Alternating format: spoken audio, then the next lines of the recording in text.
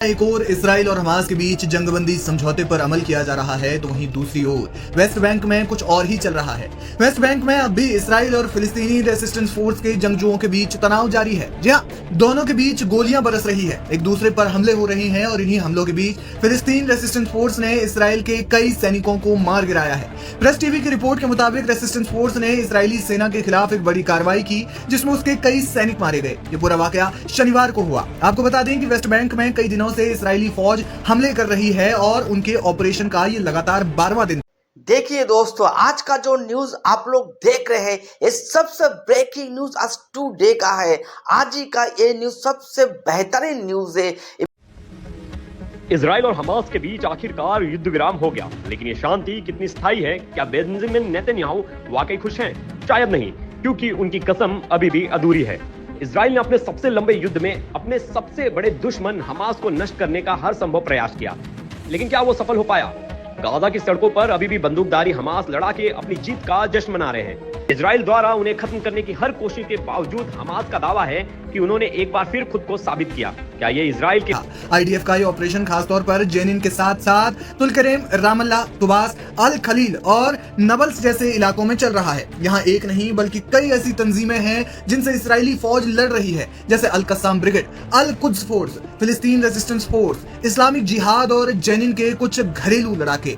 शनिवार को जब उन्होंने इजरायली फौज के तमाम सैनिकों को खत्म किया तो इसके बाद उन्होंने एक बयान जारी भी किया जिसमें फिलिस्तीनी लड़ाकों ने कहा, हमारे लड़ाके पूर्वी क्षेत्र में कब्जा करने वाली सेनाओं के साथ भीषण युद्ध में लगे हुए हैं, दुश्मन के सैनिकों और सैन्य वाहन पर भारी गोलीबारी कर रहे हैं तथा निश्चित रूप से सफल भी हो रहे हैं। हमारे लड़ाकू विमानों ने 10 सैनिकों वाली दुश्मन इकाई पर घात लगाकर हमला किया तथा उन्हें नजदीक से भारी गोलीबारी में फंसा दिया, जिससे निश्चित रूप से कई सैनिक हताहत हुए। जेनिन के अर्राबा शहर में प्रतिरोधी लड़ाकों की आक्रमणकारी सेनाओं के साथ झड़प हुई। हमारी इंजीनियरिंग यूनिट ने रास्तों पर एक सैन्य वाहन पर विस्फोट से हमला किया जो सीधे विफलता नहीं है। रविवार को युद्ध विराम लागू होते ही गाजा की सड़कों पर नकाज पोश लड़ाके पिकअप ट्रकों में निकल पड़े।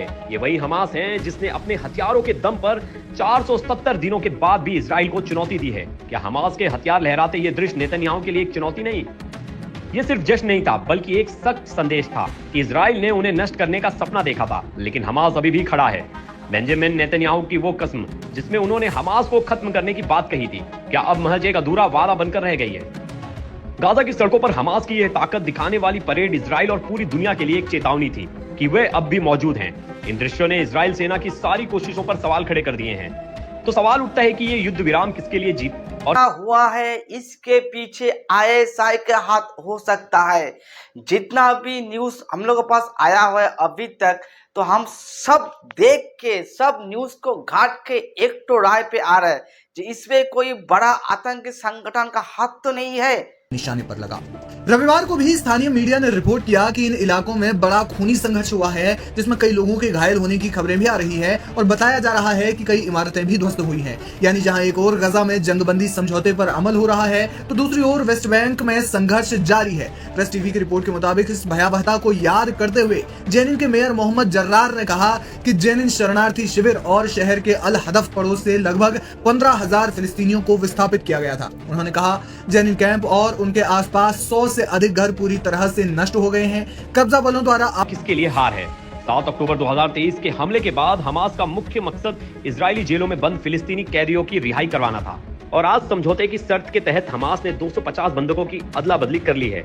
इजराइल के दूर दक्षिणपंथी मंत्री इटामार बेन गिवर और वित्त मंत्री ने इस युद्ध विराम को इजराइल की हार कहा है। बेन गिवर ने तो इसे आत्मसमर्पण बताते हुए इस्तीफा तक दे दिया। इजराइल ने हमास को समाप्त करने की कोशिशें की, लेकिन क्या वो सफल हो पाया? इजराइल बंधकों के परिवार तक इस समझौते को इजराइल की हार मानते हैं।